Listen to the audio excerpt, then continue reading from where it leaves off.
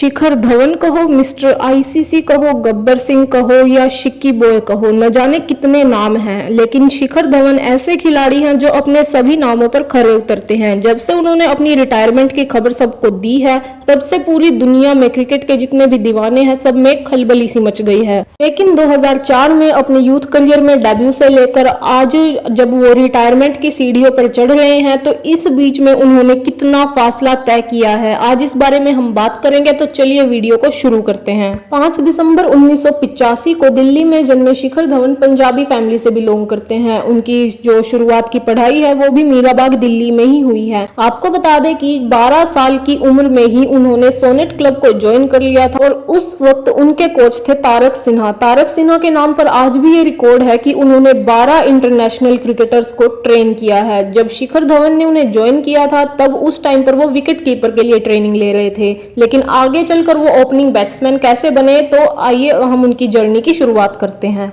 शिखर धवन ने अपनी करियर की शुरुआत की थी विजय मर्चेंट ट्रॉफी के साथ। उस वक्त वो अंडर 16 दिल्ली की टीम के लिए खेल रहे थे। आपको बता दें कि वहां पर उन्होंने 9 इनिंग्स में 755 रन बनाए थे। उनका एवरेज स्कोर 83.88 का था और इसी के साथ साथ उन्होंने 2 सेंचुरी भी मारी थी। उसके बाद उन्होंने 2001 में विजय ट्रॉफी के लिए भी खेला, जहां पर सेमीफाइनल में साउथ जोन के खिलाफ उन्होंने 30 और 66 रन बनाए थे। और उनके इसी इंप्रेसिव परफॉर्मेंस को देखते हुए उन्हें अंडर 17 एशिया कप के लिए भी चुना गया। और ऐसे ही चलकर अंडर 19 तक आते आते हमारे गब्बर सिंह ने, चाहे वो विनो मनकंद ट्रॉफी हो या फिर हो कोच बहार ट्रॉफी, सबको अपने नाम किया और दोनों में ही उनका एवरेज 55 पार का रहा। जी हाँ, उनकी इन्हीं हरकतों की वजह से तो उन्हें गब्बर सिंह कहा जाता है।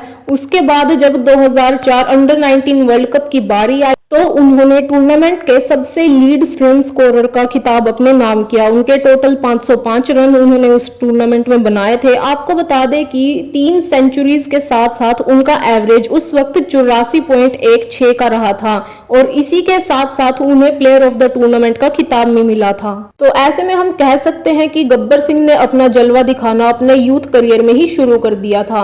अब अगर बात करें हम उनके डोमेस्टिक करियर में, तो उनका डेब्यू हुआ नवंबर 2004 में। 2004 के रणजी ट्रॉफी के टूर्नामेंट से उनके डोमेस्टिक करियर की शुरुआत हुई और अपने डेब्यू इनिंग में ही उन्होंने 49 रन बना दिए। अब आप खुद ही ये सोचो, जिस खिलाड़ी ने अपने डेब्यू मैच में ही अजय जडेजा और आकाश चोपड़ा जैसे खिलाड़ियों को मात दे दी हो, अब उन्हें गब्बर सिंह का खिताब नहीं देंगे तो किसे देंगे। आपको बता दें कि इस ट्रॉफी के लिए वो दिल्ली की तरफ से खेल रहे थे। उन्होंने 6 मैच खेले और 6 के 6 मैच में उनका हाई स्कोर 130 का रहा है। उन्होंने इस इनिंग में 461 रन बनाए हैं और ये किसी भी एक्सपीरियंस खिलाड़ी, जैसे हमने पहले भी नाम लिए थे अजय जडेजा और आकाश चोपड़ा, ये उनसे भी कहीं ज्यादा थे। आगे चलकर दिल्ली के लिए खेलते खेलते उन्होंने जम्मू कश्मीर, हिमाचल प्रदेश, हरियाणा जैसी टीमों को हराया और इनमें बहुत ही शानदार प्रदर्शन उन्होंने किया। और इसी प्रदर्शन को देखते हुए उन्होंने चैलेंजर ट्रॉफी के लिए उन्हें चुना गया टीम इंडिया सीनियर स्क्वाड के लिए। और यहीं पर उनकी मुलाकात हुई हमारे कैप्टन कूल MS धोनी से। आपको बता दें कि उस टूर्नामेंट में MS धोनी के साथ जो उनकी 246 रन की पार्टनरशिप थी, उसने पूरी दुनिया को हैरान करके रख दिया था। और यही पार्टनरशिप आगे काम आई इंडिया के सीनियर्स को 276 रन का जो स्कोर था उसे चेज करने में, और इसे चेज करने में इंडिया के सिर्फ 2 ही विकेट गए थे। हालांकि 2005 का साल उनके लिए कुछ खास अच्छा नहीं गया। अब वो चाहे चैलेंजर ट्रॉफी हो या रणजी ट्रॉफी, वो उसमें कुछ खास जलवा तो नहीं दिखा पाए, लेकिन फिर भी उन्होंने अपनी फॉर्म नहीं छोड़ी और उनका एवरेज इस टाइम पर कुछ 34 और 40 के बीच में रहा। अब उसके बाद ऐसे ही चलते चलते कई साल बीत गए। इस बीच उन्होंने बहुत सारे मैच खेले, बहुत सारी ट्रॉफीज उन्होंने जीती, चाहे वो दिलीप ट्रॉफी का टूर्नामेंट हो या रणजी ट्रॉफी का। और ऐसे ही देखते देखते फिर आया एक साल 2010 का, जब उनके इंटरनेशनल करियर की शुरुआत हुई। अक्टूबर सीरीज में टीम इंडिया की ODI सीरीज जो कि ऑस्ट्रेलिया के खिलाफ होने वाली थी, उसमें टीम इंडिया के लिए खेलने का मौका शिखर धवन को मिला था। आपको बता दें कि उस वक्त हमारे कप्तान MS धोनी थे और उन्हें उस टाइम पर भी याद था कैसे उनकी साझेदारी ने 2005 की चैलेंजर्स ट्रॉफी में अपनी जीत का योगदान दिया था। हालांकि इस मैच में उनका प्रदर्शन कुछ खास अच्छा नहीं रहा था। क्लिंट मैक्के की बॉल पर वो दूसरी ही बॉल में आउट हो गए थे, लेकिन इस फेज ने भी शिखर धवन का हौसला नहीं तोड़ा और वो आगे चलते गए और लोगों को उन्होंने ये प्रूव करके दिखाया कि वो आखिर गब्बर सिंह क्यों कहलाए जाते हैं। कि उसके बाद जब 2013 का ऑस्ट्रेलिया टूर ऑफ इंडिया हो रहा था, उस वक्त T20 और ODI में शिखर धवन का रोहित शर्मा के साथ ऐसा कमबैक हुआ कि सब लोगों ने दांतों तले अपनी उंगलियां दबा ली और इनकी इसी परफॉर्मेंस को देखते हुए आईसीसी ने उनका नाम वर्ल्ड ओडीआई 11 में दर्ज किया। इसी के साथ साथ वर्ल्ड ओडीआई 11 में उनका नाम आईसीसी क्रिक इन्फो की तरफ से भी दर्ज हुआ था। लेकिन उसके बाद एक ऐसा टाइम आया जब शिखर धवन अपनी फॉर्म को काबू में रखने में थोड़े से असफल से लगते साबित हुए, क्योंकि 2014 में जब इंडिया का और न्यूजीलैंड दौरा हो या फिर 2014 का एशिया कप, उनमें शिखर धवन का कुछ खास अच्छा प्रदर्शन नहीं दिखा। हालांकि 2015 में उन्होंने टेस्ट सीरीज में एक काफी अच्छा कमबैक किया जो कि बांग्लादेश के साथ होने वाली थी। उसमें वो टॉप स्कोरर बनकर उभरे, 160 रन का स्कोर उन्होंने खड़ा किया और इंडिया को बांग्लादेश के खिलाफ जीत दिलाई। उसके बाद चाहे श्रीलंका दौरा हो या फिर साउथ अफ्रीका का दौरा, उन्होंने इनमें काफी अच्छा प्रदर्शन किया जिसकी वजह से टीम इंडिया में उनकी जगह पक्की हो गई। और उसके बाद उनका इतना शानदार प्रदर्शन हुआ कि उनकी ऐसे परफॉर्मेंस को देखते हुए एक बार फिर से चैंपियंस ट्रॉफी के लिए 2017 में जो हुई थी उसके लिए टीम इंडिया में शिखर धवन को जगह मिली।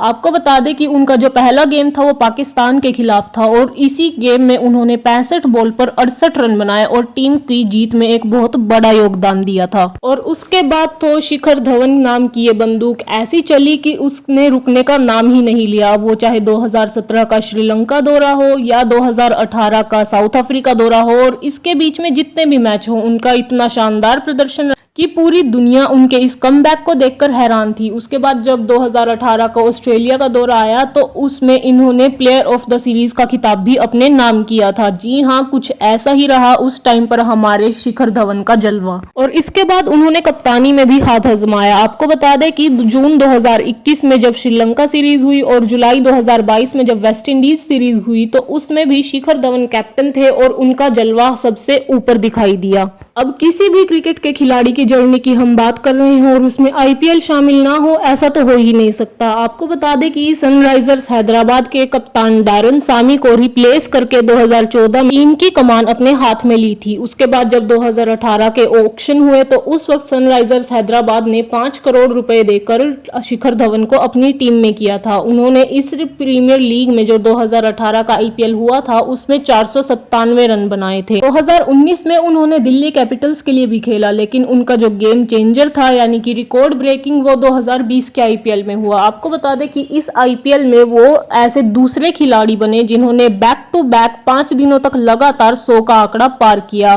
पहले ये रिकॉर्ड सिर्फ डेविड वार्नर के पास था, लेकिन उसके बाद शिखर धवन भी उनके साथ इस लिस्ट में आकर बैठ गए। आपको बता दें कि 2020 के आईपीएल में उन्होंने 600 रन पूरे किए और इसमें उनका सहयोग करने वाले हमारे खिलाड़ी बने केएल राहुल। उसके बाद जब 2021 का आईपीएल आया तो उन्होंने 4th पोजीशन पर 587 रन बनाते हुए ऑरेंज कैप्स की लिस्ट में 4थे नंबर पर अपना स्थान बनाया। उसके बाद बारी आई 2022 के आईपीएल की, तो उस वक्त पंजाब की टीम ने 8.25 करोड़ रुपए देते हुए इन्हें अपनी तरफ कर लिया और इसी ही आईपीएल में उन्होंने एक तीर से 2 शिकार भी किए। आपको बता दें कि चेन्नई सुपर किंग्स के खिलाफ जब मैच हो रहा था तब इन्होंने 2 अचीवमेंट्स को अपने नाम किया। सबसे पहली तो ये कि जो चेन्नई सुपर किंग्स के खिलाफ इनका मैच खेला जाने वाला था वो आईपीएल में इनका 200वां मैच था और इसी के साथ साथ उसी ही मैच में इन्होंने अपने आईपीएल के 6000 रन भी पूरे किए और विराट कोहली के बाद ऐसा करने वाले वो पहले खिलाड़ी बने। और उसके बाद मयंक अग्रवाल को 2023 के आईपीएल में रिप्लेस करके वो पंजाब किंग्स के नए स्कीपर भी बने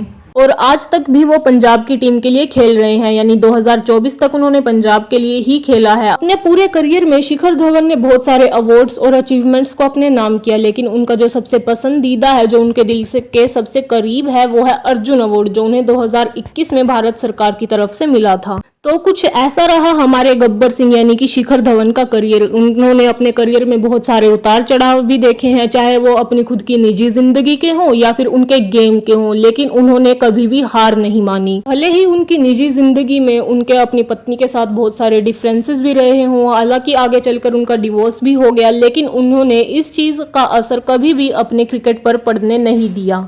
वो अपने गेम को लेकर हमेशा ही सीरियस रहे, चाहे वो फील्ड पर एग्रेशन भी दिखा रहे हो, लेकिन उस वक्त तक भी उन्होंने अपने जो दिमागी शांति है उसे नहीं खोया और शायद यही एक खिलाड़ी के लिए सबसे बड़ी अचीवमेंट होती है। उनकी ये जर्नी बहुत सारे प्लेयर्स के लिए, बहुत सारे क्रिकेटर्स के लिए काफ़ी ज़्यादा इंस्पायरिंग रही है। और अब जब वो रिटायर हो रहे हैं तो सबको इसी एक बात का ये दुख है कि अब उन्हें गब्बर सिंह का वो एग्रेशन फील्ड पे दोबारा देखने को नहीं मिलेगा। इसी के साथ साथ शिखर धवन पर हमारी ये चर्चा हम यहीं समाप्त करते हैं। वीडियो अगर पसंद आई हो तो इसे लाइक करें, शेयर करें और कमेंट्स जरूर करें।